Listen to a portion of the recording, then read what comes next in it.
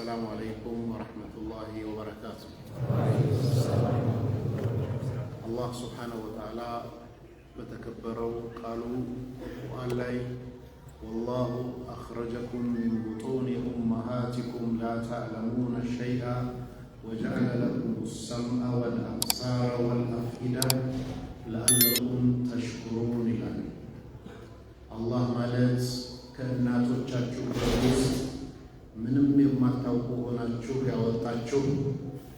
እንደዚሁም በማስከተል የሚጠቅሰው ምንድነው? ወጀዐለ ለኩም ሰምዐ መስሚያ አደረገላችሁ፣ ወልአብሳራ ማያ አይን አደረገላችሁ፣ ለዐለኩም ተሽኩሩን ታመሰግኑት ዘንድ ይላል።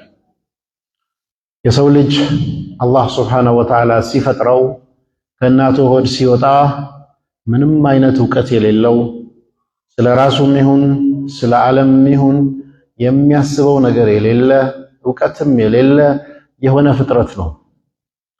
ነገር ግን በዚህ መልኩ ከወጣ በኋላ ደግሞ በዚሁ መልኩ አይቀጥልም። ሶስት መሰረታዊ መሳሪያዎች ተሰጥተውታል። መስሚያ ጆሮ፣ ማያ አይን፣ ከዛ ልብ ይለናል አላህ ሱብሓነሁ ወተዓላ። ይህም የተሰጣችሁ ታመሰግኑት ዘንድ ነው ይለናል። በዚህ በዛሬ ቆይታችን በኢስላም ውስጥ የስሜት ሕዋሳት አእምሮና ማሰብ ጋር የተያያዙ ጉዳዮችን በስፋት ለማየት እንሞክራለን። አላህ ሱብሓነሁ ወተዓላ በመጀመሪያ ምንም የማናውቅ መሆናችንን ስንወለድ ሪኮግናይዝ አድርጎ ከዛ በኋላ ማወቂያ መሳሪያዎች ተሰጡን። እነዚህን ጠቀሰልን። ጆሮ፣ አይንና ልብ ማለት ነው።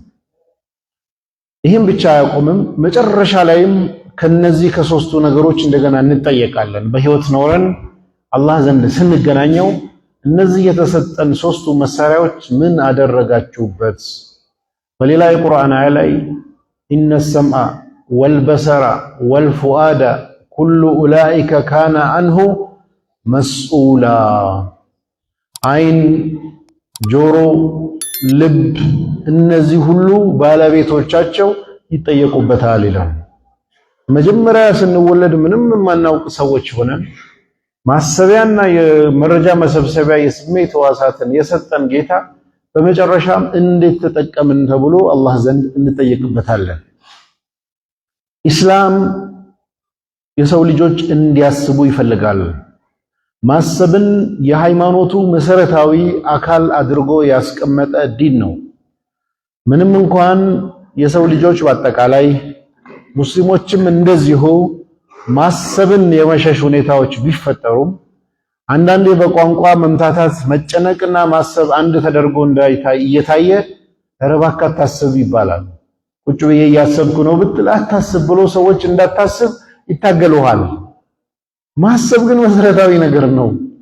አላህ ሱብሓነሁ ወተዓላ ከማሰብ ጋር ተያይዞ የተለያየ የቁርአን አንቀጾችን ጠቅሶልናል። ተደቡር ይባላል አንደኛው። ይሄ ቁርአን እጃችን ላይ ያለው የሃይማኖታችን መመሪያ የሆነው መጽሐፍ ወደኛ የወረደበት ዓላማው አንድ በነው በጥልቀት እንድንመረምረው ነው። ተደቡር እንድናረግ ነው። አእምሮአዊ ፍተሻ እንድናደርግበት ነው የተፈለገው። አላህ በዚህ ቁርአን ላይ ምን ይላል? ኪታቡን ሙባረኩን አንዘልናሁ ሊየደበሩ አያቲሂ ወሊየዘከሩ ኡሊል አልባብ ይላል። ይሄ የተባረከው መጽሐፍ የወረደው አንብባችሁ አንቀጾቹን ተደቡር እንድታደርጉ ነው። በጥልቀት እንድትመረምሩት፣ በጥልቀት ለመረዳት እንድትሞክሩ ነው ይላል። ሊየደበሩ አያቲሂ አንቀጾቹን ተደቡር ልታደርጉ፣ ወሊየዘከረ ኡሊል አልባብ የአእምሮ ባለቤቶች የሆኑ ሰዎች ሊማሩበት፣ ሊያስታውሱ፣ ሊገሰጹበት እዚህ ውስጥ ካለው ነገር ይለናል። አሁን የቁርአን መሰረታዊ የተላከበት ተልእኮ ተደቡር እንድናደርግ ነው። በሌላ የቁርአን አያ ላይ አላህ ሱብሓነሁ ወተዓላ ጥያቄ ይጠይቀናል። አፈላ የተደበሩነ አልቁርአነ አም አላ ቁሉብህም አቅፋሉሃ። ቁርአንን በጥልቀት አንብበው አይመረምሩም ወይ? ተደቡር አያረጉም ወይ? ወይስ ቀልባቸው ላይ መቆለፊያ ነገር ተደርጓል ወይ ይለናል። እንደዚሁም ሌሎቹን ኢንከሬጅ ያደርጋል። ወለው ካነ ሚን ኢንዲ ገይሪላህ አፈላ የተደበሩነ አልቁርአን ወለው ካነ ሚን ኢንዲ ገይሪላህ ለወጀዱ ፊህ ኢኽቲላፈን ከሲራ። ቁርአንን በጥልቀት አንብበው አይመረምሩም ወይ ሌሎች ማንም ሙስሊም ይሁን ሌላ ማንም? ወለው ካነ ሚን ኢንዲ ገይሪላህ ከአላህ ዘንድ ባይሆን ኖሮ ይሄ ቁርአን ለወጀዱ ፊህ ኢኽቲላፈን ከሲራ ብዙ የሆኑ መለያየቶችን በውስጡ ያገኙ ነበር እያለ ኢንከሬጅ ያደርጋል። ተደቡር አድርጉ፣ በጥልቀት መርምሩ፣ አመዛዝኑ። አእምሯችሁን ተጠቅማችሁ ምን ለማለት ተፈልጎ ነው እንዴት የሚል አእምሯችሁን አሰሩ ነው። ይሄ ከተደቡር ጋር ሲሆን ቀጥሎ አላህ ሱብሓነሁ ወተዓላ ደግሞ በሚገርም መልኩ ራሱ ነቢያችንን ሰለላሁ ዐለይሂ ወሰለም የላከበት ዓላማው ማብራሪያ እንዲሰጡ የተደረገው የሰው ልጅ ማሰብ እንዲችል ነው። ወአንዘልና ኢለይከ ዚክረ ሊቱበይነ ሊናሲ ማ ኑዚለ ኢለይሂም ወለዐለሁም የተፈከሩን። ሙሐመድ በአንተ ላይ ቁርአንን አውረድን እንድታብራራላቸው ዘንድ። የማብራራቱ ዓላማ ምንድን ነው? ወለዐለሁም የተፈከሩን እንዲያስቡ ይከጀላልና። የቁርአን ማብራሪያ በሐዲስ ውስጥ የመጣው በጠቅላላ የመጨረሻ ግቡ የሰው ልጅ እንዲያስብ ማድረግ ነው። ይሄ ነው የእስልምና ዓላማ። ግን እናስባለን ወይ? ትኩረት እንደተደረገው እያሰብን ነው ወይ ስንል ትልቅ ጥያቄ ምልክት አለ። አላህ በዚህም አያቆምም። ሰዎች ይሄ ተደቡር እንዲደረግ እንደዚሁም ሰው እንዲያስብ ለማነሳሳት የመጣውን ቁርአን በትክክል አንብበው ትኩረት ሰጥተው ቦታ አልሰጥም ሲሉ የአላህ መልእክተኛ በጣም ተጨነቁ። ለአላህ አቤቱታ አሰሙ። አላህ ይህን አቤቱታቸውን ዱዓቸውን ቁርአን ውስጥ ኮት አድርጎ አመጣልን በጥቅስ መልኩ። ወቃለ ረሱሉ መልእክተኛው አለ ያ ረቢ ጌታዬ ሆይ ኢነ ቀውሚ ህዝቦቼ ኢተኸዙ አድርገው ያዙ ሀዘል ቁርአነ መህጁራ ሀጅር የተደረገ ቦይኮት የተደረገ ችላ የተባለ አድርገው ያዙብኝ ብለዋል። ከዛ ለነቢዩ ሰለላሁ ዐለይሂ ወሰለም ምንድነው የመጣው ሲባል አላህ ምን አለ? አንድ የቁርአን አንቀጽ አወረደ። ቁል በላቸው ኢነማ አኢዙኩም ቢዋሂዳ አንዲት ነገር ብቻ ነች የምጠይቃችሁ ብለህ ንገራቸው። ምንድነች ያቺ አንዱ ነገር? አንተቁሙ ሊላህ ለአላህ ሱብሓነሁ ወተዓላ እንድትቆሙ። ይሄ በዱንያ በምናምን ብዙ በስሜት ውስጥ ገብታችሁ በብዙ መንገድ ያላችሁን ቆም በሉ፣ ፖዝ አድርጎ ነው። አንተቁሙ ሊላህ መስና ለሁለት ለሁለት እየሆናችሁ፣ ወፉራዳ ለአንድ ለአንድ እየሆናችሁ፣ ከዛስ ثم ተተፈከሩ ከዛ በኋላ እንድታስቡ። ጥያቄው ምንድነው? ለሁለትም ለግልም ሆናችሁ አንድ ነገር ነው የተጠየቃችሁት፣ እንድታስቡ ነው። ይህ ምንድነው? አስቡ አስቡ አስቡ። በዚህም አያቆምም ቁርአን። አፈላ ያቂሉን አፈላ ታቂሉን አፈላ ተተፈከሩን አፈላ እያለ በርካታ ቦታ ላይ ጥያቄ ያነሳል። አታስቡም ወይ አታገናዝቡም ወይ እያለ ጥያቄ ያነሳል። ከዚሁም ጋር ሆኖ የአላህ መልእክተኛ ይሄ ሁሉ ሲባል ያው ሰው ያስባል ምናምን ብለው አይደለም ይገምቱ። አላህ ቁርአን አንቀጽ አወረደ። አም ተሕሰቡ አነ አክሰረሁም የስመዑነ አው ያቂሉነ አብዛኛዎቹ ይሰማሉ ወይም አስበው ያገናዝባሉ ብለህ ታስባለህ ወይ ብሎ እሳቸው ራሱ ጠየቃቸው። ኢንሁም ከልአንዓም እነሱ እንደ እንስሳ ብቻ ናቸው፣ በስሜት ነው የሚነዱት። በል ወአደሉ ሰቢላ እንደውም መንገድ በመሳት ከእንስሳ የባሱ ናቸው። አንተ ያስባሉ ብለህ ይሰማሉ ብለህ ነው እንደዚህ የምትጨነቀው ነው። አላስብም አልሰማም ማለት በዚህ አያቆምም ቁርአን። ቀጥሎ ያመጣል ሌላ ጥቅስ። የማያስቡ ሰዎችን አስበው አገናዝበው መረዳት የማይሞክሩ ሰዎችን ወየጅዐለ ሪጅሰ ዐለ ለዚነ ላ ያቂሉን ይላል። አስበው ለማገናዘብ ለማወቅ ለመረዳት የማይሞክሩ ሰዎችን ልባቸው ላይ መቆለፊያ ያደርግባቸዋል። ልባቸውን የሚያቆሽሽ ሐቅ እንዳይረዱ የሚያደርግ እንዲረዱ መሳሪያ ተሰጥቷቸው እንዲረዱ ተቀስቅሰው አንድ ነገር ብቻ ነች ከናንተ የሚፈልገው ተነብሮ ተነግሯቸው እንዲ ካሉ መቆለፊያው ልባቸውን የሚያቆሽሸው ይሰጣቸዋል። በዚህም ማያቆምም አላህ ቁርአን ላይ በአስደንጋጭ ሁኔታ አላህ የሰጠውን ቀልብ የማይጠቀም አእምሮን የማይጠቀምን ሰው በመጥፎ ሁኔታ ጠቅሶታል። ምን ይላል? ኢነ ሸረ ደዋብ ኢንደላህ አላህ ከፈጠራቸው እንስሳት በጠቅላላ ህይወት ካለው ነገሮች ሁሉ የሰው ልጅንም ጨምሮ ሸር ተብሎ አላህ ዘንድ የተወሰዱት ማን ናቸው? ሱሙን ቡክሙን አለዚነ ላ ያቂሉን ይላል። ቅድም ምን ብለናል? መጀመሪያ ላይ ጆሮ፣ አይን፣ ቀልብ ትጠየቅበታለህ ተብሏል። እዚህ ጋር ደግሞ ሐቅ ለመናገር የማይፈልጉ ሰዎች፣ ለመስማት የማይፈልጉ ሰዎች፣ ቀልባቸውን የማያሰሩ ሰዎች ሸር ተብሎ መጥፎዎች ተብሎ አላህ ዘንድ የተወሰዱት እነዚህ ናቸው። ምንድነው ይሄ ሁሉ ሲባል የሰው ልጅ ሰው የሚሆነው ማሰብ ሲችል ነው። የሰው ልጅ አላህ በሚፈልገው መልኩ የሚገኘው ማሰብ ሲችል ነው። ቀልቡን ማሰራት ሲችል ነው። ጆሮውን ማሰራት ሲችል ነው። አይኑን ማሰራት ሲችል ነው።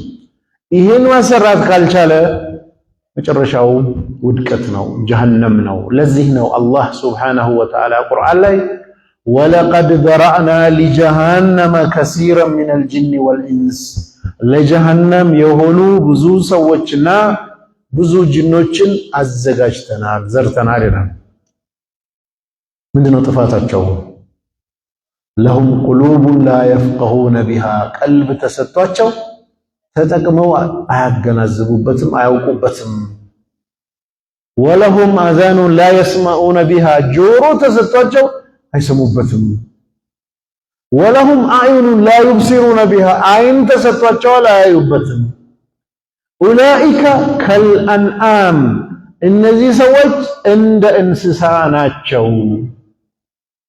በልሁም አደል እንዲያውም ከእንስሳ የባሱ ናቸው። ወኡላኢከ ሁሙል ጋፊሉን እነዚህ ሰዎች ገፍላ ውስጥ ያሉ ሰዎች ናቸው። ጅንና ሰው ብዙ ምንድነው መገለጫው? ጀሃነም ለመግባቱ ሰበቡ ገፍላ ውስጥ ገባ። ምንድነው መገለጫው? ጆሮውን አይጠቀምበትም፣ አይኑን አይጠቀምበትም፣ የተሰጠውን ቀልብ አይጠቀምበትም። ይሄ ሁሉ ሰው ልጅ ይህን ካልተጠቀመ መጨረሻው ውድቀት ስለሆነ ማለት ነው። ቁርአን ትኩረት አድርጎ ሰው ይህን እንዲያሰራ ይቀሰቀሰናል። መጨረሻ ላይም ጀሃነም የሚገቡ ሰዎች ከሚቆጩበት ነገራቶች አንዱ ይሄው ራሱ ነው። ምን ይላሉ? ወቃሉ ይላሉ አሉ ለው ኩና ነስመው ምንሰማ ቢሆን ኖሮ አው ናቂሉ አስበን ምናገናዝብ ብንሆን ኖሮ ማ ኩና ፊ አስሓቢ ሰዒር የጀሃነም ሰው ባልሆንን ነበረ ይላሉ። ምንድነው የወደቁበት ቦታ? አልሰማሉ፣ አላገናዝባሉ አእምሮን ተጠቅመው። ይሄ መጨረሻ ጀሃነም አደረሳቸው። ይሄ ምንድነው ስንል ተጠቀሙበት መሳሪያ ሰጥቷቸዋል አላህ እያለ እየቀሰቀሰን ነው ያለው። ካልተጠቀምንበት አላህ የሰጠንን አእምሯችንን፣ ቀልባችንን፣ የስሜት ህዋሳቶቻችንን ተጠቅመን ወደ እውነት ለመድረስ ወደ ትክክለኛው መስመር ለመገኘት በእያንዳንዱ የህይወት ጉዳይ አንድ የእስልምናን መርጫሉ እንደሱ አይደለም ጉዳዩ። በእያንዳንዷ ጉዳይ ነው ነገሩ። በህይወት ስንኖር አላህ ሱብሓነሁ ወተዓላ ከኛ የሚፈልገው በቤስት አህዋል ላይ እንድንገኝ ነው። ተባረከ ለዚ ቢየዲሂል ሙልክ ወሁወ ዐላ ኩሊ ሸይኢን ቀዲር አለዚ ኸለቀል መውተ ወልሐያተ ሊየብሉወኩም አዩኩም አሕሰኑ አመላ። ንግስና በእጁ የሆነው ጌታ አላህ ሱብሓነሁ ወተዓላ ችሮታው ሰፋ። እርሱ ማለት በሁሉም ነገር ላይ የቻይ ነው። አላህ ማለት አለዚ ኸለቀል መውተ ሞትን የፈጠረ ነው። ወልሐያተ ህይወትንም የፈጠረው ነው። ለምን?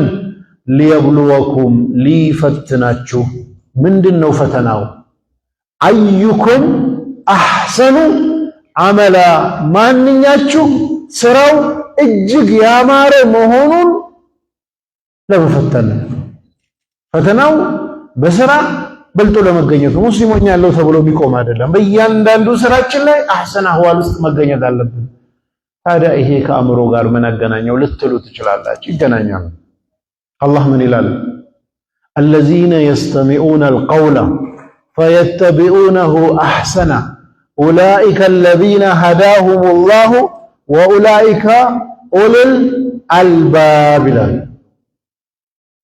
እነዚያ ቃላትን የሚሰሙ ንግግርን የሚሰሙ ከዛስ فيتبعونه أحسنه ከሰሙት ውስጥ ቤስት የሆነውን እጅግ ምርጥ የሆነውን የሚከተሉ እነዚህ ሰዎች ኡላኢከ አለዚነ ሀዳሁሙላህ አላህ የመራቸው ሰዎች ናቸው። አላህ መራቸው ብሎ አያቆምም። ወኡላኢከ ኡሊል አልባብ እነዚህ ማለት የአእምሮ ባለቤት ናቸው ይላል። በዚህ አንቀጽ ውስጥ መስማት ከዛ መከተል፣ በመስማትና በመከተል መሃል ማሰብ አለ፣ መወሰን አለ፣ ከዛ መከተል ይመጣል። መስማት ከዛ መወሰን ስንል ደግሞ የቱን ልቀበል ስንል ቤስት የሆነው የቱን الذين يستمعون القول فيتبعونه احسن አህሰን የትኛው ነው ቤስት? ብዙ ነገር ትሰማል። የቱ ነው ቤስቱ? እጅግ ምርጡ ትክክለኛው በላጩ የቱ ነው?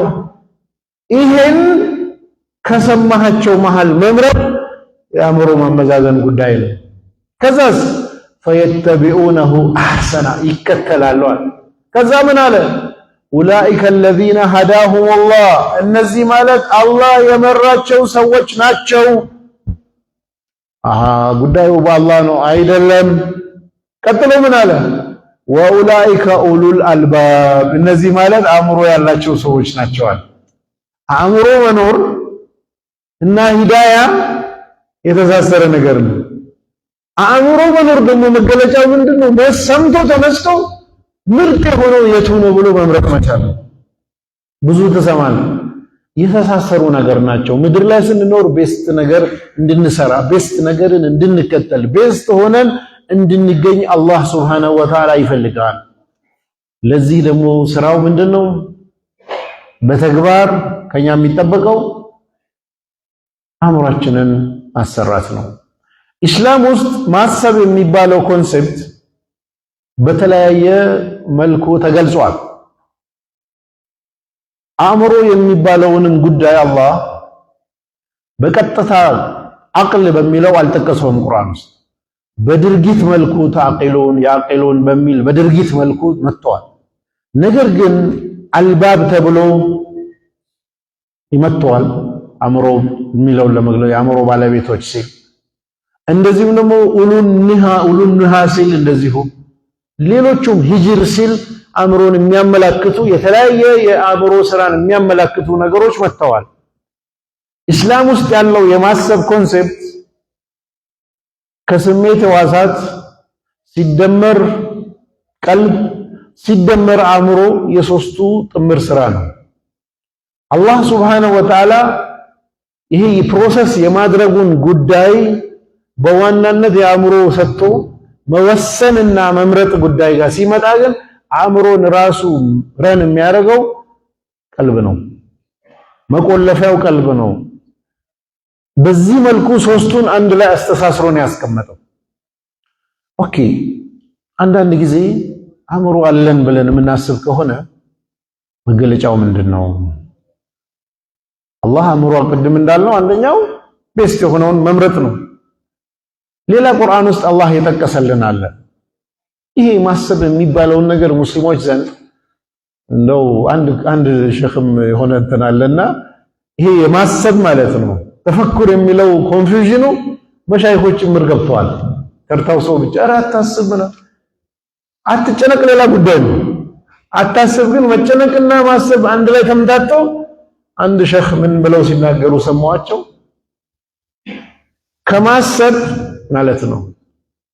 ከማሰብ ምንድነው ቃላው ኤግዛክትሊ ቃል በቃል ባላስታውሰው ከማሰብ እስትግፋር አድርጉ አሉ። እስትግፋር ሌላ ነው፣ ማሰብ ሌላ ነው። አላህ አእምሮ ያላቸው የሚያወድሳቸውን ሰዎች ሲጠቅስ ምንድነው ያለው? አለዚነ ኡሉል አልባብ አለና የአእምሮ ባለቤቶች አለና ማናቸው? የአእምሮ ቤት የአእምሮ ባለቤቶች ማናቸው የሚለውን ዲፋይን ሲያደርግ አለዚነ የዝኩሩን አላህን የሚዘክሩ አለ። ዚክር ቅያመን ቆመው ዚክር የሚያደርጉ፣ ወቁዑደን ቁጭ ብለው ዚክር የሚያደርጉ፣ ወአላ ጀንቢሂም ተጋድመውም ዚክር የሚያደርጉ፣ ከዛስ ወየተፈከሩነ ፊ ኸልቂ ሰማዋቲ ወልአርድ። ዚክር ብቻ ብሎ አያቆምም። አእምሮ ያለው ሰው ዚክር ያደርጋል፣ ልክ ነው። ግን ዚክር ብቻ አይደለም። ምን አለ? ቆመውም ዚክር ያደርጋሉ፣ ቁጭ ብለውም ዚክር ያደርጋሉ፣ ተጋድመውም ዚክር ያደርጋሉ። ሁለተኛው ባህሪያቸው ምንድነው? ወየተፈከሩን ያስባሉ አለ። ስለምን? ፊ ኸልቂ ሰማዋቲ ወልአርድ፣ ስለ ሰማይና ስለ ምድር አፈጣጠር ያስባሉ አለ። ማሰብና ዚክር አንድ ላይ አእምሮ ያለው የሚባል ጥሩ ሙእሚን ነው የሚባል ሰው መገለጫ አንድ ላይ ነው የመጣው ሁለቱም። መጨረሻው የማሰቡ ፕሮሰስ ምንድነው? ረበና ማ ኸለቅተ ሃዛ ባጢላ፣ ይህ ሁሉ ዩኒቨርስ እንዲሁ በከንቱ አልፈጠርክም ጌታችን ሆይ ይላሉ። ወቂና አዛበናር፣ እሳት ከሆነው ጀሃነም ጠብቀን ይላሉ። ሱብሃነከ ይላሉ፣ ጥራት ይገባካሉ። በኋላ ከዛ ከጀሃነም ጠብቀን ይላሉ። አሁን በዚህ አንቀጽ ላይ የመጣው ዚክር ማድረግና ማሰብ ነው። የቁርአን አስገራሚነት አስቡ ብሎ ትቶ አልሄደም። እንድናስብ ሚንሶቹን ነገረ። እንዴት ነው አእምሯችንን ማሰራት ምንችለው? ሚንሱን ጭምር ነው ቁርአን የሚነግረን። አንደኛው ሚንስ በተደጋጋሚ ጥያቄ ይጠይቀናል። አፈላ ታቂሉን፣ አፈላ ተተፈከሩን፣ አፈላ አታስቡም ወይ? አታገናዝቡም ወይ? አታዩም ወይ? አፈላ ቱብሲሩን ወፊ አንፉሲኩም አፈላ ቱብሲሩን፣ ስለ ነፍሳችሁ ተመልከቱ። ኢለል ኢብሊ ከይፈ ኹሊቀት፣ ግመል እንዴት እንደተፈጠረች፣ ሰማይ እንዴት እንደቆመ እያንዳንዱን አታዩም ወይ? አፈላ ቱብሲሩን። ይህ ሁሉ ምንድነው? እያመላከተ ነው። ጥያቄ በተጠየቀ ቁጥር መልሱን እኮ አይናገርም። ጥያቄ ይጠይቃል። ጥያቄ ዝም ብሎ ሲደረደር የሰው አእምሮ ወደ መመለስ ጥረት ሲያደርግ በዛ መሃል እንዲያስብ እድል ለመስጠት ነው። ይሄን ብቻ አይደለም፣ አላህ ሙስሊሞች እንዲያስቡ ለማድረግ የተከተላቸው በርካታ ስትራቴጂዎች አሉ። አንደኛው ስትራቴጂ ቁርአን ውስጥ ደጋግሞ እዚህም ይጠቀሳል እዛም ይጠቀሳል፣ ትክራር የማድረግ መላልሶ የማብራራት እና የመደጋገም ነገር አለው። ይሄ ለምንድን ነው ሲል ከዛሊከ ዩበይኑ ላሁ ለኩም አያቲሂ ለዓለኩም ታቂሉን፣ በሌላ ቦታ ለዓለኩም ተተፈከሩን። እንደዚሁ ደጋግሞ የሚያብራራላችሁ እንድታስቡ ለማገዝ ነው፣ እንድትገነዘቡ ለማድረግ ነው። እዚህም ይነግረናል እዛም ይነግረናል። ይህ ሁሉ ማብራሪያው ምንድን ነው? አእምሯችሁን እንዲያስብ ለማድረግ ነው ይላል። ቅድም እንዳልኩትም ነቢዩን ሰለላሁ ዐለይሂ ወሰለም ወአንዘልና ኢለይከ ዚክረ ሊቱበይነ ሊናሲ ማ ኑዚለ ኢለይሂም ወለዐለሁም የተፈከሩንም ሲል ወአንዘልና ኢለይከ ዚክረ ሊቱበይነ ሊናሲ፣ ግልጽ ልታረግላቸው ልታብራራላቸው ሲል ማብራራትን አንዱ የማሰብ አጋዥ መሳሪያ አድርጎ አመጣ። ሌላ ቁርአን ውስጥ ይህን አድርጎ ያመጣበት ሰዎች እንዲያስቡ ለማድረግ የተጠቀመባቸውን ካየን ታሪክን መናገር ነው። ታሪክ የሰው ልጅ እንዲያስብ የሚያግዝ ትልቅ መሳሪያ። የፈለገ የህይወት ዘርፍ የሥራ ዘርፍ ሂዱ፣ ታሪክ ከሌለበት ኪሳራ ውስጥ ናቸው። ከዜሮ መጀመር አይቻልም። ከኛ በፊት ብዙ ትውልዶች ኖረዋል። ከነሱ ስህተት፣ ከነሱ መልካም ነገር፣ ከነሱ ውድቀት፣ ከነሱ ስኬት ጀምረን ካልያዝን ከኛ ሁሉን ነገር ኤክሰርሳይዝ ላድርግ ካለን ውድቀቱ ከባድ ነው። ጊዜም አይበቃም። በይወር ቁርአን 6236 የቁርአን አንቀጾች አሉት። ከነዚህ 6236 አንቀጾች ውስጥ 2500 የሚሆኑት ታሪክ ነው የሚያወሩት። ስለ ነቢያቶች ታሪክ፣ ስለ በዳይ ህዝቦች ታሪክ፣ ስለ ድሮ ስልጣኔ፣ ስለተለያዩ ስለ ሙሳ፣ ስለ ፊርዓውን፣ ስለ ነቢያቶች፣ ስለምናምን ታሪክ ነው የሚያወራው። ምን ያደርግልናል ይሄ ሁሉ ታሪክ ስንል ወቅሱሲል ቀሰሰ ለዐለሁም የተፈከሩን ታሪኩን ተርክላቸው እንዲያስቡ ይከጀላልና። ዓላማው የሁሉ ታሪክ ሰው እንዲያስብ ለማድረግ ነው። ሰው እንዲያስብ ለማድረግ ነው የሁሉ ታሪክ የሚነገረን። ቁርአኑ ስታዩ ከ2500 የቁርአን አንቀጾች ውስጥ ታሪክን ከያዙት መሃል 502ቱ የነቢ ሙሳ ታሪክ ነው። ቁርአን ውስጥ ከአጠቃላይ ቁርአን 7.5% ከአጠቃላይ ታሪኩ ውስጥ ደግሞ 20% አካባቢ የነቢ ሙሳ ታሪክ ነው። ነቢ ሙሳ አለይሂ ሰላም የእሳቸው ታሪክ ውስጥ ብዙ አስገራሚ አስተማሪ ነገር አለ። እንደ ህዝብ በኒ እስራኤላውያን አስቸጋሪ ህዝብ አደረጓቸው። እንደ መሪ አምባገነኑን አነ ረቡኩሙል አዕላ ያለውን ፊርዓውን ነው እንዲጋፈጡ የተላኩት። በዚህና በዚህ መሃል ብዙ ታሽቷል፣ ብዙ ተፈትነዋል። ያ ሁሉ ተደጋግሞ የሚነገረን በተለያየ አንግል እንድናስብ ለማድረግ ነው። ህይወት ላይ ብዙ ቻሌንጅ ይገጥመናል። በዚህ በኩል ከህዝቡ፣ በዚህ በኩል ከመንግስት ብዙ ፈተና ይገጥማል። እዛ መሃል ስታይ እያንዳንዱ የገጠማቸውን ሁኔታ ስታይ ቻሌንጁ ከባድ ነው። ለምን ስንል ይሄን ታሪክ ይዘን እንድናስብ ለማድረግ ነው አላህ የሚነግረን። ሶስተኛ ቁርአን አራተኛ ይመስለኛል ቁርአን የሚጠቀማቸው መሃል አንዱ ምሳሌ መስጠት ነው። ቁርአን ውስጥ የተለያዩ ምሳሌዎች አሉ። ምሳሌዎች የመጡት የሰው ልጅ ማሰብ እንዲችል ለማገዝ ነው። ወከዛሊከ ነድሪቡል አምሳል ለዐለሁም የተፈከሩን። እንደዚሁ ምሳሌዎችን እንሰጣቸዋለን እንዲያስቡ ለማድረግ ይላል። ምሳሌ የሚሰጠው ሰዎች እንዲያስቡ ለማድረግ ለዐለሁም የተፈከሩን እንዲያስቡ ዘንድ ነው። ቁርአን ውስጥ ኤኒ ምሳሌ ከመጣ መጨረሻ ላይ አስብ ነው። ከዚህ ምሳሌ ምን ሊነገረኝ ነው የተፈለገው? ሊተላለፍ የፈለገው ሜሴጅ ምንድን ነው? ያ ሜሴጅ በእኔ ህይወት ምንድን ነው ያለው ቦታ? ያንን ሜሴጅ ይዤ እንዴት ነው እንዳስብ የተፈለገው የሚለውን ካላየን የሚገርም ነው። ቁርአን ስለ እንትን ይናገራል ብለው ተገርመህ ከሄድክ እንድታስብ የተፈለገውን አንግል ካለስ ተበልተናል ማለት ነው። ሌላኛው ቁርአን ትኩረት አድርጎ የሚነግረን ምድር ላይ እንድንጓዝ ነው። የሰው ልጅ ማሰብ እንዲችል መረዳት እንዲችል ሌላኛው መሳሪያ ጉዞ ማድረግ ነው። እዚህ ጅማ ዩኒቨርሲቲ የመጣችሁ በትምህርት አጋጣሚ እንግዲህ ጅማን አያችሁ። እዛው የተወለዳችሁበት ከተማ የትም ሳትወጡ ብትሞቱ ከ90% በላይ የዓለም ህዝብ የተወለደበትን ከተማ መንደር ሳይለቅ ኖሮ ይሞታል። ጥቂት ሰው ነው እንቀሳቀስ። አላህ ሱብሓነሁ ወተዓላ አፈለም የሲሩ ፊል አርዲ ምድር ላይ አይጓዙም ወይ? ለምን? ሊተኩነ ለሁም ቁሉቡን ያዕቂሉነ ቢሃ ማገናዘብ የምትችል ልብ እንዲኖራቸው። ምን ይደረግ? ተጓዙ። በዚህ አቆመም። አዛኑን የስመዑነ ቢሃ መስማት የምትችል ጆሮም እንዲኖራችሁ ለምን አትጓዙም? በዚህ አቆመም። ፈኢነሃ ላ ተዕመል አብሳሩ አይን አትታወርም፣ ወላኪን ተዕመል ቁሉቡ ለቲ ፊሱዱር ደረት ውስጥ ያለው ልብ ነው የሚታወረው፣ አይን አይደለም። አይንማ እያየ ስንት አይኑ የሚያይ ሰው አያገናዝብም። በዙሪያው ስንት ጉድ እየተሰራ ስንት ነገር እያየ አያገናዝብም።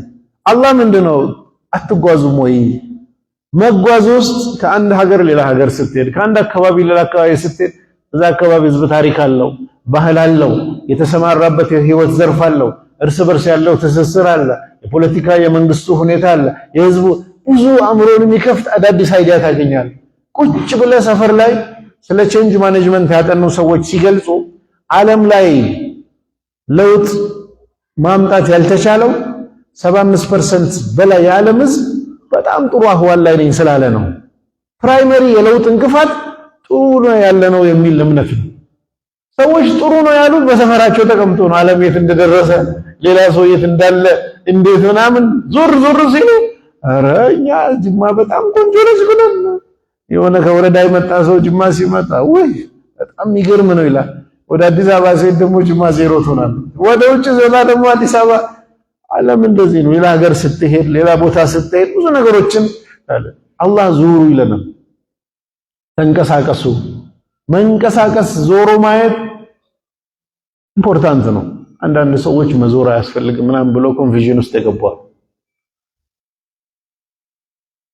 ቁርአን ውስጥ የተጠቀሰው በሐዲስ ውስጥ የተጠቀሰው ላ ይሸዱ ሪሃል ኢላ አላ ሰላሳ የተባለው ለኢባዳ ፐርፐዝ ኢንቴንሽን አድርገህ የምትሄደው ለአምልኮ የምትሄደው። ከዛ ውጭ ግን ቁርአን ነው ደጋግሞ ዙሩ ዙሩ ተንቀሳቀሱ አእምሮን እንድታሰራ። እንደው ምን ይላል? ቁል ሲሩ ፊል አርዲ ፈንዙሩ ከይፈ ካነ ዓቂበቱ الذين ظلموا እነዛ የበደሉ ሰዎች መጨረሻቸው ምን እንደሆነ ዞራችሁ ተመልከቱ በላቸው። ቁል ሲሩ ፊል አርዲ እሱም ብቻ አይደለም የሚገርመው ደግሞ ምን ቁል ሲሩ ፊል አርዲ ፈንዙሩ ከይፈ በደአል ኸልቅ አላህ መፍጠርን እንዴት እንደጀመረ ምድር ላይ ዞራችሁ አጥኑ ይላል። ቁርአን ውስጥ አልተነገረም ተነግሯል። እሱ ቲዮሪ ነው። ፕራክቲካሊ ዞረ ፈልገ ድረስበት ሂድና አጥና ነው። ቁል ሲሩ ፊል አርዲ ፈንዙሩ ከይፈ በደአል ኸልቅ እንዴት አላህ መፍጠር እንደጀመረ አጀማመሩ ምን ይመስላል የሚለው ሂዱና አጥኑ። ቁርአን ነው የሚለው። ቁርአን በቀጥታ በሐዲስና በቁርአን የተጠቀሱ የእስልምና ዕውቀቶች አሉ። ከነዚህ ሁለቱ ውጭ ደግሞ ሂዱ አጥኑ፣ እወቁ፣ ድረሱበት፣ ፈትሹ ብሎ ቁርአን የነገረን ዕውቀት አለ። ወፊ አንፉሲኩም አፈላ ቱብሲሩን ይላል። ስለ ነፍሳችሁ ውስጥ አታዩም እንዴ? ነፍሴን አየሁ፣ ውስጤን አየሁ፣ ከዛ ብዙ ነገር አወቅኩ። ይሄ ዕውቀት ቁርአን ያመላከተኝ ዕውቀት ነው። ብሎ የነገረን ስለ ግመል አፈጣጠር ተመልከታል። ግመል እንዴት ተፈጠረች ብዬ ሄጄ ስመለከት ሳጠና የሚያስገርም ነገር አገኘ። ይሄን ቁርአን አጥና ብሎ ያገኘሁት ነው። የእስልምና አካል ነው እንጂ ዳይሬክትሊ ለፍዙ ቁርአንና ሐዲስ ብቻ አይደለም። የእስልምና ዕውቀት እስልምና እንድናጠና፣ እንድናውቅ፣ እንድንመረምር ያሰማራን፣ ያዘዘን፣ ያነሳሳን ነገር ሁሉ አካል ዩኒቨርስ ላይ ውጡ ይላል አይደል? ቁርአን ምንድነው የሚለው? አያው ምንድነው? ያ ማሸረል ጅን ወልኢንስ እናንተ ጅንና የሰው የሆናችሁ ጭፍራዎች። አያው ምንድነው የሚለው? ኢንስተጣቱም አን ተኽሩጁ አን ተንፉዙ ሚን አቅጣሪ ሰማዋቲ ወልአርድ እንፉዙ ላ ተንፉዙ ኢላ ቢሱልጣን። አያው የሰማይ ክልልን ውጡ ከቻላችሁ ከአላህ ስልጣን አትወጡ።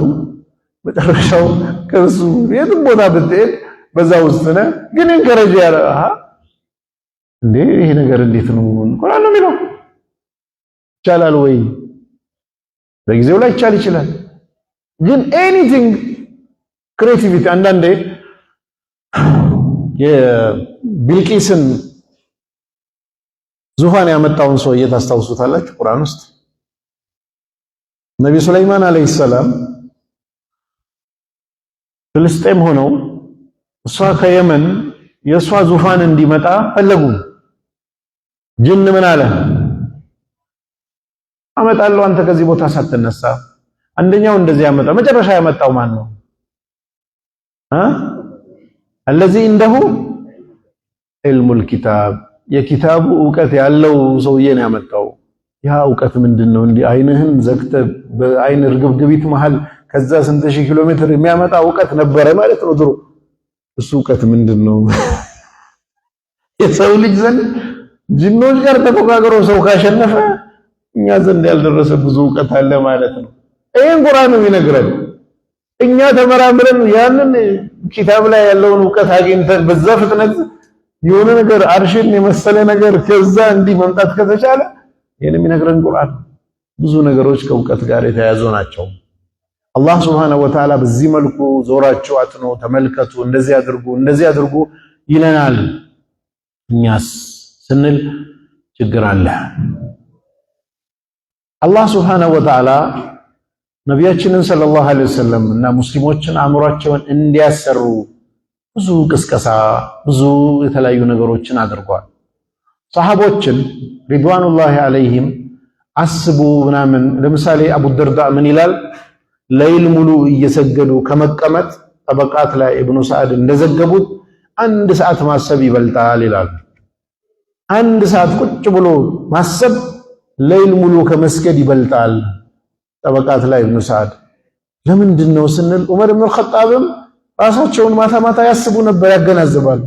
እንደውም ፌመስ የሆነ ንግግር አላቸው። ሐሲቡ አንፉሰኩም ቀብለ አን ቱሐሰቡ፣ አላህ ዘንድ ከመተሳሰቡ በፊት አላህ ራሳችሁን ቆም ብላችሁ ራሳችሁን ሂሳብ አድርጉ። ለምንድን ነው ሂሳብ የምናደርገው? አእምሯችን እኮ ነው። እንዴት ነው እየሆንኩ ያለሁት? ህይወቴ ወዴት እየሄደ ነው? ልክ ነኝ ወይ? ዓላማዬ አንፃር ልክ ነኝ ወይ? አካሄዴ ምን ይመስላል?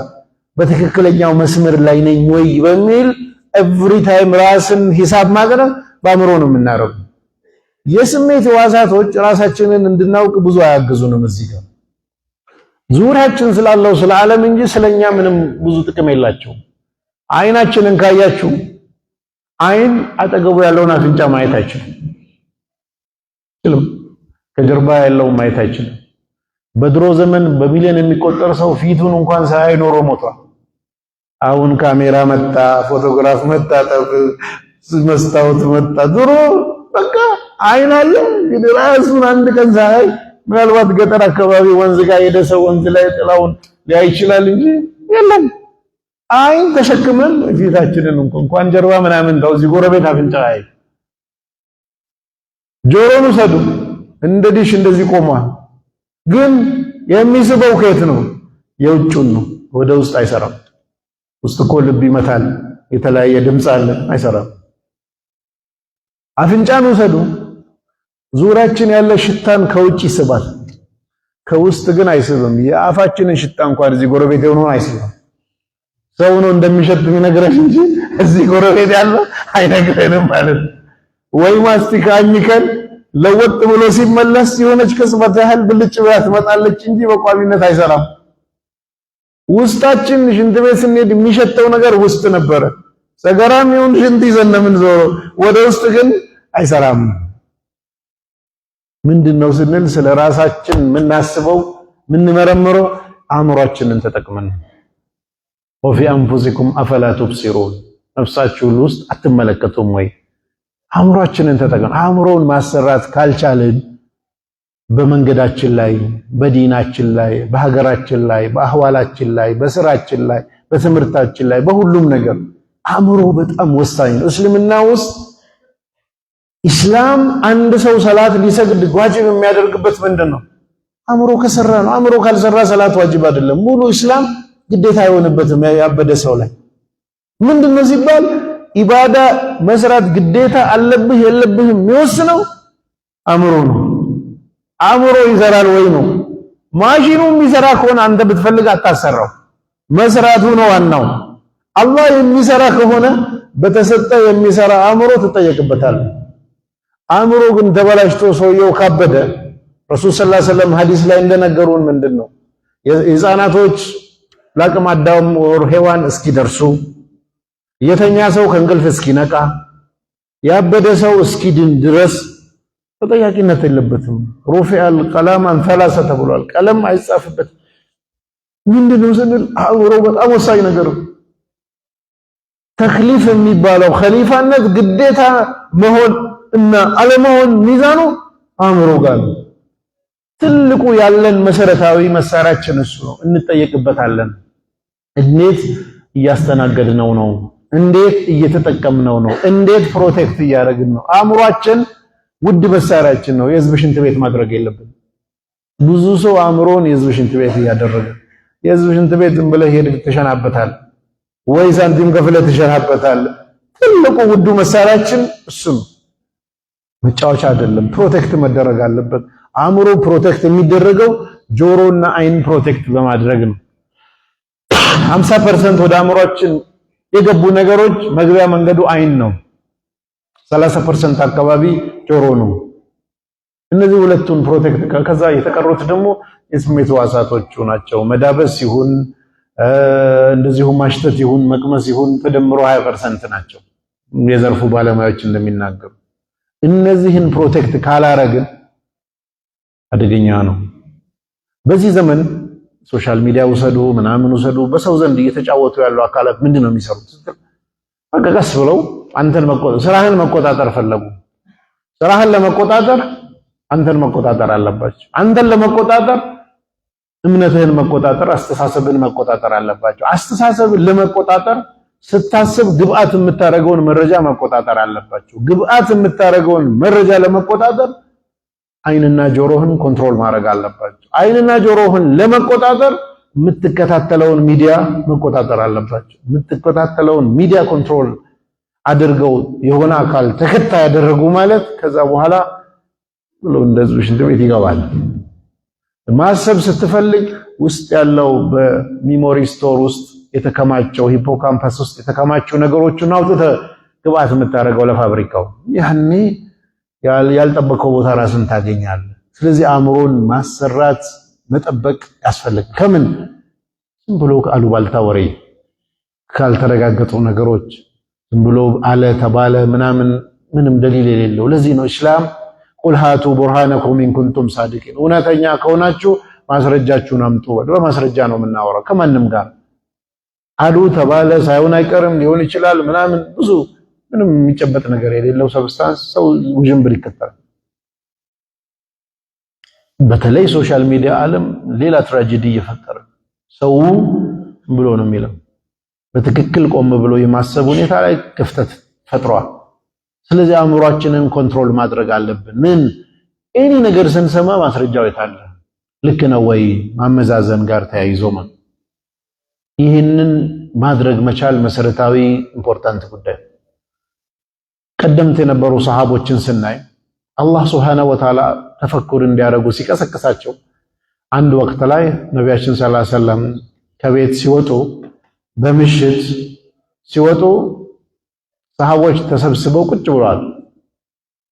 ሊማዛ እጅተማዕቱም አሉ። ለምን ተሰባሰባችሁ? እጅተማዕና ሊአን ነተፈከር ፊላህ አሉ። ስለ አላህ ልናስብ ነው ዛሬ ተሰባሰብነዋል። በየጊዜው እየተገናኙ ያስባሉ። ዛሬ የተገናኘ ነው ስለ አላህ ልናስብ ነው። ነብዩ ሰለላሁ ዐለይሂ ወሰለም አሉ ተፈከሩ ፊ ኸልቂላህ ወላ ተተፈከሩ ፊላህ ፈኢነኩም ለን ተቅዲሩ ቀድረሁ። አላህ ስለፈጠራቸው ፍጥረታት ሁሉ አስቡ፣ ስለ አላህ ግን አታስቡ አሉ። ስለ አላህ አታስቡ የሚባለው ከይፍያውን ነው። እንዴት ሆነ? አንዳንድ ሰዎች እንዴት ውስጥ ገብተው ውዥንብር አላህ ከአርሽ በላይ ቁጭ ብሏል ቆሟል እንዲህ ብሏል እንዴት የሚለው ውስጥ ገብተው ባሰብክ ቁጥር መጨረሻ ላይ የቱም ልክ አይደለም። እንዴት የኛ ድንበር አይደል? ፈጣሪ አንድ ነው አይደለም? አለ የለም? እንዴት ነው የሚል ከባህሪው ሲፋውን እንዴት ብሎ ከመግለጽ መለስ ያለውን እንዴት ከሚለው በታች ያለውን ስላላ እንድናስብ ተነግሮናል። አለ የለም እኮ ሰው የሚጠየቀው አእምሮን ተጠቅመ አላሰብክም። እንዴት የሚል ግን ከይፍያውን የመግለጽ ሁኔታ ስትመጣ ኤኒ ጀማዓ ኤኒ ቡድን አላህ እንዲህ ይመስላል ብሎ እንዴት የሚለውን ለመመለስ በሞከረ ቁጥር መንገድ ይስታል። እንዴት የሚለው በቁርአን በሐዲስ ከተነገረው ውጭ ማስረጃ ስለሌለው ስለ አላህ ተውና ሩህ የምትባላለች አይደል? ሩህ يسألونك عن الروح ስለ ሩህ ይጠይቁሃል። ሩህ እንዴት ነች? ኢልሙሃ ቁል ሩህ ሚን አምሪ ረቢ።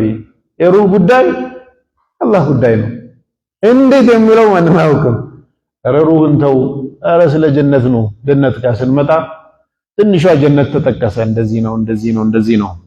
ከዛ ትልቁሳ ማ ረአት አይኑን ወላ ሰሚዐት ኡዙኑን ወላ ኸጠረ አላ ቀልቢ በሸር። ጆሮ ሰምቶ የማያውቀው አይን አይቶ የማያውቀው በሰው ልጅ ልብ ውስጥ ውልብ ብሎ እንኳን እንዲህ ይሆናል ተብሎ የማይታሰብ ማለት ነው። እንደሱ ነው ተባለ። ፍጡር የሆነው ጀነት እንደዚህ ነው። ፈጣሪ ጋር ደግሞ ስትመጡ እንዴት የሚለውን ከይፍያው ጋር ስትመጡ አታስቡ አላቸው። የሚገርመኝ ሰሃቦቹ ተሰብስበው ዛሬ የተሰባሰብነው ለማሰብ ነው ብለው ተፈኩር ለማድረግ ተሰባስበዋል። የአላህ መልእክተኛ እንዴት ታስባላችሁ ብሎ አላላቸውም። ስለ ፍጥረታት ስለ ዓለም ስለተለያየ ነገር አስቡ ብለው አፕሩቭ አደረጉላቸው ማለት ነው። ይሄን ስናይ ሰዎች ብዙ ጊዜ ሙስሊሞች ሞኝ የሚሆኑት አእምሯቸውን ካልተጠቀሙ ነው። አእምሮን የማይጠቀም ሰው መሸወዱ አይቀርም። ሱፋሃ የሚባሉ ሞኝ ሰዎች እኮ ናቸው ያልሆነ መንገድ የሚከተሉ ያልሆነ አቅጣጫ የሚገቡ ሞኞች ናቸው። አላህ ሱብሓነሁ ወተዓላ ስለ ሞኞች የጠቀሳቸው እንዳለ እናቆይና ረሱል ሰለላሁ ዐለይሂ ወሰለም ምን አሉ? ሙእሚን በአንድ ጉድጓድ ሁለት ጊዜ አይነደፍም አሉ። በተመሳሳይ መንገድ ሁለት ጊዜ ከተሸወድ ሙእሚን አይደለም አንተ ይቀርሃል። በተመሳሳይ መንገድ ሁለት ጊዜ ተሸውዶ ሙእሚን ነኝ የለም። ይሄ ሀፕን ያደረገው የበድር ዘመቻ ጊዜ አንድ ገጣሚ ነበረ ቁረይሺ። ግጥም ይችላል፣ ምላሱ አደገኛ ነው። የቁረይሾች ጋር አብሮ መጥቶ የበድር ዘመቻ ጊዜ ተያዘ፣ ተማረከ።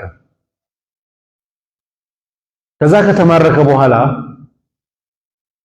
የተማረኩትን ሰዎች የአላህ መልእክተኛ ሰለላሁ ዐለይሂ ወሰለም መናገር ሳይሆን መናገር ችግር የለውም ማንበብና መጻፍ የሚችል ዕውቀት ነው። ሙስሊሞች ዘንድ ዕውቀት የለም ያን ጊዜ ማንበብና መጻፍ ብርቅ ነው።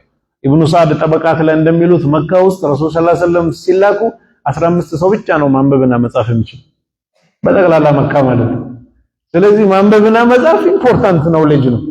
ይሄን ኖሌጅ ረሱል ሰለላሁ ዐለይሂ ወሰለም ወደ ሙስሊሞች ማምጣት ፈለጉና ከመካ ቁረይሽ ከተያዙት መሃል መጻፍና ማንበብ የሚችል ሰው 10 ሙስሊም ወንድና ሴቶች ይሰጡትና ማንበብና መጻፍ አስተምሩ ነፃ ይደረግ ተባለ። በዚህ መልኩ አደረጉ። የቀሩት ምን ይደረጉ ሲባል ብር ያለው እየከፈለ ይውጣ ተባለ ምርኮኞቹ። ከዛ ምን ቀረ? ይሄ ገጣሚው ሰውዬ ከብር ብር የለውም ማንበብና መጻፍ አይችልም፣ ግን ግጥም ይችላል ምላስ አለው። ከዛ ረሱል ሰለላሁ ዐለይሂ ወሰለም ሲመጡ እሱ ብቻ ተማርኮ ቀረ። ጠየቃቸው፣ ያ ሙሐመድ ሆይ እዘንልኝ፣ ሴቶች ልጆች አሉኝ፣ ቤተሰቦቼ እኔ ከሌለው አደጋ ላይ ወድቃሉ፣ እባክህን ምሕረት አድርግልኝ አላቸው። ረሱል ሰለላሁ ዐለይሂ ወሰለም ስለ ሴት ልጆቹ ሲነገር ችግሩን ሲያዩ አዘኑለትና ይቅርታ አደረጉለት። ግን ቃል ኪዳን አስገቡት። ምን ብለው? ከአሁን በኋላ እስላምና ሙስሊሞችን ላትወጋ አሉ። አንደኛው። ሁለተኛ እስላምና ሙስሊሞችን ከሚወጉ ሰዎች ጋር ላትተባበር ቃል ገባልኛል። እሺ ቃል ገባለሁ አለ። ቃል አስገብተው ለቀቁት። ወደ መካ ተመለሰና ሙሐመድን ሸውጄ ተለቀቅኩ ብሎ መጎረር ጀመረ። ረሱል ሰለላሁ ዐለይሂ ወሰለም ሲሰሙ ያ አላህ ደግመ እጃችን ላይ አስገባልን ብሎ ዱዓ አደረጉ። እንደዚህ ያለውን ሰውየው አሁንም አላረፈም። በኡሁድ ዘመቻ ግጥም እየገጠመ የቁረይሽ ሰራዊትን እየቀሰቀሰ አብሮ መጣ። 3000 ሆነው ሙስሊሞች 1000 ነበሩ፣ ቁረይሽ 3000 ነው። አብዱላህ ኢብኑ ኡበይ ኢብኑ ሰሉል የሙናፊቆች መሪ ፕሮፓጋንዳ ሰርቶ ከሙስሊሞች መሃል 300 ሰው ከትግል ወደ ቤት ተመለሰ። 700 ሙስሊሞች ከማን ጋራ? ከ3000 የቁረይሽ ጋር ገጠሙ። መጨረሻ ላይ እንደምታውቁት ስህተት በመስራታቸው የአላህ መልእክተኛ ትእዛዝ ባለመከተላቸው ባለመጠበቃቸው አትልቀቁ የተባሉበትን 50ዎቹ ቀስተኞች ጥለው በመሄዳቸው በጀርባ በኩል ኻሊድ መጥቶ ብዙ ሰው ገደለ። ከ700 ሙስሊሞች ውስጥ 70 ያህሉ 10% ተገደሉ። 70 ሙስሊም ወይም 10% ተገደሉ። ጦርነቱ ሲያልቅ ሸሂዶች እየተቀበሩ ምናምን እያለ አንድ ሰው ብቻ ተማረከ። ያ ነብዩ ሰለላሁ ዐለይሂ ወሰለም ዱዓ ያደረጉበት ሰውዬ እሱ ብቻ ተማረከ። የአላህ መልእክተኛ በጣም አዝነዋል በሙስሊሞች እሳቸውን ትእዛዝ ባለመስማታቸው። ጉድጓድ ውስጥ እግራቸው ወድቆ ተሰብረዋል፣ ጥርሳቸው ተሰንጥቋል፣ ተሰብሮ ተሸርፈዋል። ይሄ ሁሉ አህዋል ላይ ያለ አገኙት። ሲያልፉ ያ ሙሐመድ እዘንልኝ፣ አሁንም በለመደው መንገድ ማለት ነው፣ እዘንልኝ ሴት ልጆች አሉኝ ምናምን ሲል ዞር ብሎ ሳይው አወቁት። ዱዓ ያደረጉበት ሰውዬ ነው። ከዚህ በፊት እስላምና ሙስሊምን ላለመውጋት የሚወጉትን ላለመተባበር ቃል የገባው ሰውዬ። ለዚህ ሁሉ ሰው 70 ሰው ሞት ቅስቀሳ አድርጎ ሰበብ የሆነው እሱ ነውና የሞት ፍርድ ተላለፈበት። ኧረ እባክህ እዘንልኝ አሉ። ዞር አሉና ወደ መካ ተመልሰ ጺምህን እያከክ ሙሐመድን 2 ጊዜ ሸወድኩት እንድትል አልፈቅድልህም አለ። ሙሐመድን 2 ጊዜ ሸወድኩት እንድትል አልፈቅድልህም አለ። የሞት ፍርድ እንዲፈጸም አረ። ከዛ ምን አሉ? እዚሁ ቦታ ጋር ሙእሚን በአንድ ጉድጓድ 2 ጊዜ አይነደፍም አለ። ሙናሰባው እዚህ ጋር በተደጋጋሚ ከተሸወድን በተደጋጋሚ ከተነደፈ ሙእሚንነት ላይ ችግር አለ ማለት ነው። የሚጎለን ነገር አለ ማለት ነው። ስለዚህ ብልህ መሆን ያስፈልጋል። ስማርት መሆን ያስፈልጋል። አእምሮን ማሰራት ያስፈልጋል። ማመዛዘን ያስፈልጋል። አርቆ ማሰብ ይፈልጋል። ረሱል ሰለላሁ ዐለይሂ ወሰለም አእምሯቸውን ብታዩ በጣም ጂኒየስ ነበሩ። ለምሳሌ የበድር ዘመቻ ጊዜ የሚገርመኝ ነብዩ ሰለላሁ ዐለይሂ ወሰለም ምንድነው የገጠማቸው? የጠላትን መረጃ ለማግኘት ፈለጉና አቡበከር ስዲቅን ይዘው በእግር ወክ ወጡ። መንገድ ላይ ሰው አገኙና ጠየቁት። እዚህ አካባቢ አዲስ ሰዎች አሉ ወይ ብለው ጠየቁት። የቁረይሽ ሰራዊት አለ ወይስ የለም ነው መረጃ። ሰውየው ምን አለ? እናንተ ከየት ናችሁ አለ። መጀመሪያ መናገር ትቶ እሱ አስቀድሞ እናንተ ከየት ናችሁ አለ። እኛ ከውሃ ነን አሉ። ሰውየው ውሃ እያለ ኮንፊውዝድ ሲሆን በቃ መጀመሪያ ንገረንና በኋላ እነግርሃለን አሉ። አዎ የሆኑ ሰዎች አሉ እዚህ አካባቢ አዲስ ናቸው አላቸው። ምን ያህል ናቸው ብዛታቸው ብለው ጠየቁት። መናገር አልፈለገም፣ መደበቅ ፈለገ። ከዛ ምን አለ? ይሄንን ሲፈልግ ረሱል ሰለላሁ ዐለይሂ ወሰለም አወቁበትና ጥያቄውን ዞር አድርገው በቀን ምን ያህል ምግብ ይበላሉ አሉ። ከዛ ሰውየው ከ9 እስከ 10 ግመል ያርዳሉ ቢበሉ አለ። ወዲያው ካልኩሌሽን መስራት ጀመሩ ረሱል ሰለላሁ ዐለይሂ ወሰለም። በአቨሬጅ አንድ ግመል ለመቶ ሰው ቢሆን 9 ግመል ከሆነ 900 ናቸው ማለት ነው አሉ። 10 ግመል ከሆነ ሲባዛ በመቶ 1000 ናቸው። ስለዚህ የመጣው ሰራዊት በ900 እና በ1000 መሃል ነው አሉ። እንደተባለው መጨረሻ ሺህ ሆነ ቁጥሩ ማለት ነው። አሁን ስማርት ሆኖ ቶሎ አእምሮን ማሰራት ይፈልጋል። ሰሃቦቻቸውን ብታዩ የስለላ ክፍል ኃላፊያቸው የነበረው ሁዘይፈቱል የማንን ስታዩ በጣም ጂኒየስ ሰሃባ ነው። ማይንዱ በጣም አደገኛ ሰሃባ ነው። ሙስሊሞች ላይ ጉዳት እንዳይደርስ ብሎ የመከላከል ማይንድ ሴት ነው ያለው። የአላህ መልእክተኛ ሰለላሁ ዐለይሂ ወሰለም ምን ይላል? ሰዎች ስለ ኸይር ነገር ሲጠይቁ እኔ ደግሞ ስለ ሸር ነገር ነበር የምጠይቀው ይላል። ለምን ሲባል ሙስሊሞች እዛ ውስጥ እንዳይወድቁ ትራፕ ውስጥ እንዳይገቡ እንዳይበሉ ለመጠበቅ ስላል። ይሄን ሰሃባ ስታዩ ሙስሊም ላይ ጉዳት እንዳይደርስ ብሎ የመከላከል አእምሮ ሴታፑ እንደዛ ነው። ነብዩ ሰለላሁ ዐለይሂ ወሰለም የኸንደቅ ዘመቻ ጊዜ ና አሉትና የታለ ሁዘይፋ ብለው ጠየቁ። ሁዘይፋ ብርድ ነው ብሎ ቁጥጥ ብሎ ተቀምጦ ነበር። ና አሉት። ከዛ ሂድና ጠላት መሃል ገብተ መረጃ ይዘና አሉት። አሁን ቀርፋፋ አእምሮ ያለው ሰው ወዲያው ስማርት ዲሲሽን የማይወስን ሰው ቢሄድ ጉድ ነው የሚያረው። ከዛ ላኩት። እንዴት ምናምን ዲቴሉን የራሱ ስራ ነው። ቀስ ብሎ ተመሳስሎ ሹራቸው መሃል ገባ እና አቡ ሱፊያን እየመከሩ ነው። አቡ ሱፊያንም ገባድ ሰው ነውና የዚህኔ እኮ መሐመድ ሰላይ ልኮብን ይሆናል እስቲ ዙሪያችሁን ቼክ አድርጉ ብሎ አዘዘ። አሁን ሊያዝ ነው አይደለም? ምን ስማርት ሰሃባ ነው። ወዲያው ፈጠናለና በቀኝ በኩል ያለውን ማን አንተ ብሎ ጠየቀ። እኔ ገሌ ነኝ አለ። ወደ ግራ ዞርና አንተስ ማን ነህ አለ። እኔ ገሌ ነኝ። እሱን ማንም ሳይጠይቅ ቀረ። ከዛ መረጃ አምጥቶ ለአላህ መልእክተኛ እንዲህ እያሰቡ ነው ብሎ ነገር ምን ይላል? የተሰጠኝ ሚሽን መረጃ አምጣ ባይሆን ኖሮ አቡ ሱፊያንን ለማጥቃት ለመግደል የምችልበት ቅርበት ላይ ነበር። የተሰጠኝ ሚሽን ግን መረጃ አምጣ ነው። ፈጣን ውሳኔ በመወሰኑ ከችግር አመለጠ። ሙስሊሞች ድል ላይም ኮንትሪቢዩት አደረገ። አእምሯቸው ላይ ስናይ እንዴት ፈጠን ብሎ አመዛዝነው ይለስጥል ማይንዳቸው ማሰራት ይፈልጋል። ለዚህ ዑመር ኢብኑ ኸጣብ ምን ይላል? ለስቱ ኺበን እኔ አታላይ አጭበርባሪ አይደለሁም።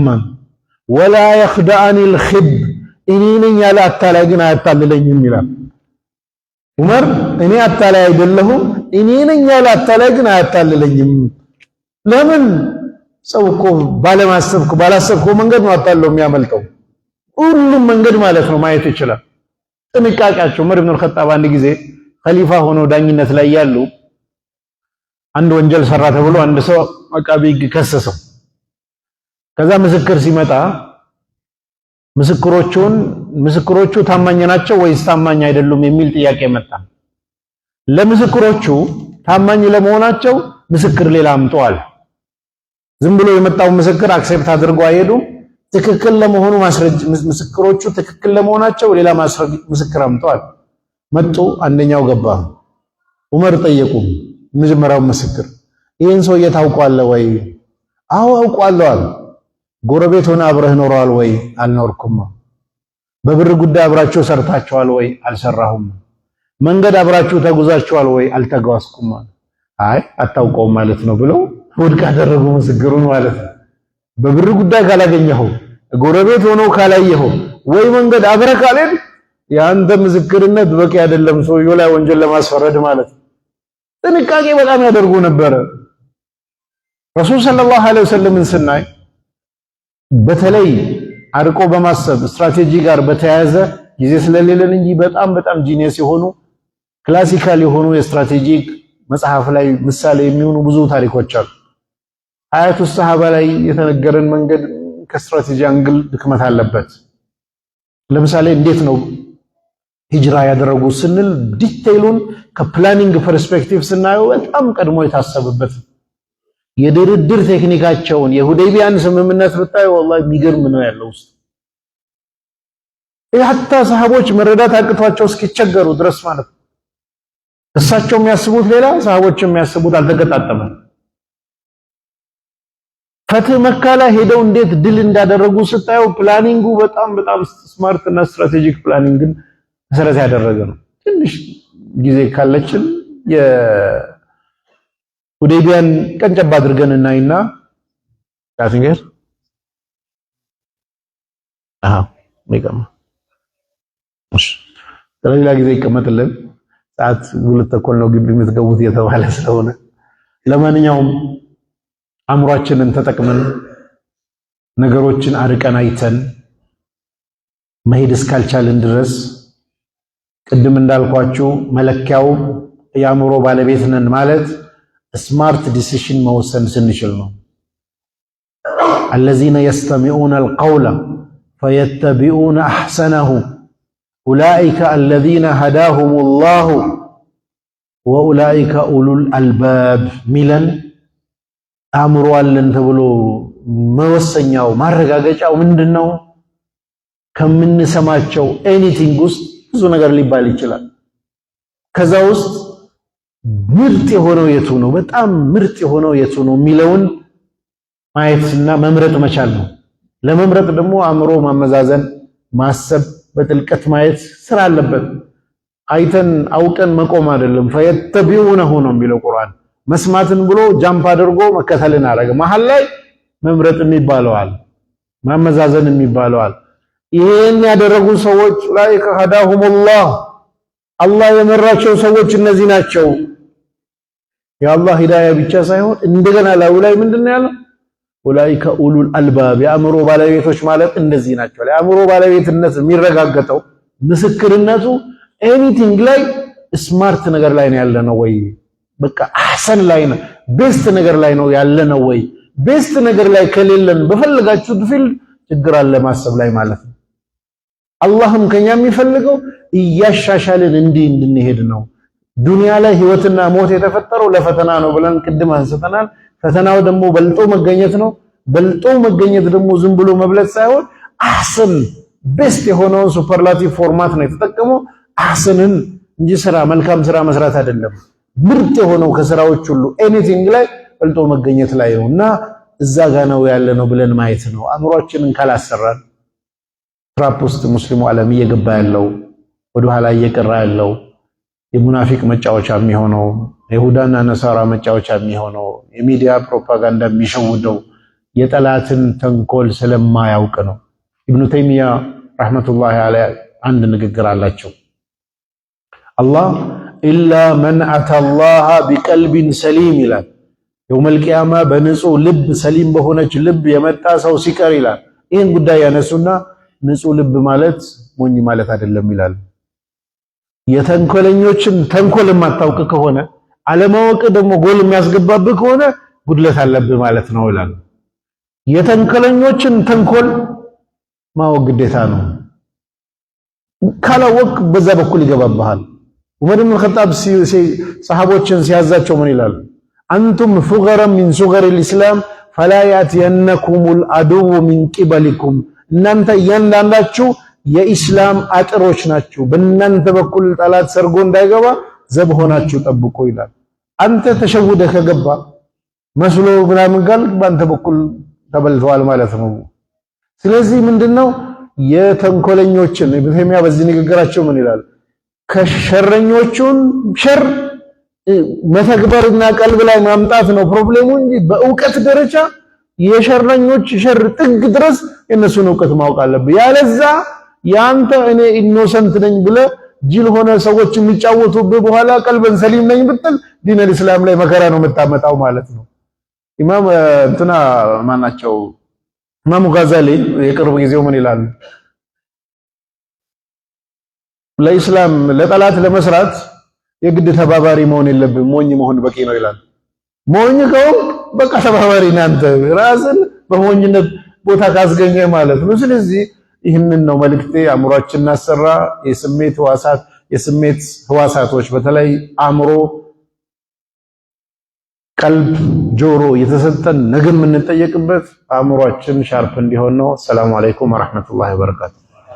ኢስላማዊ መልሶች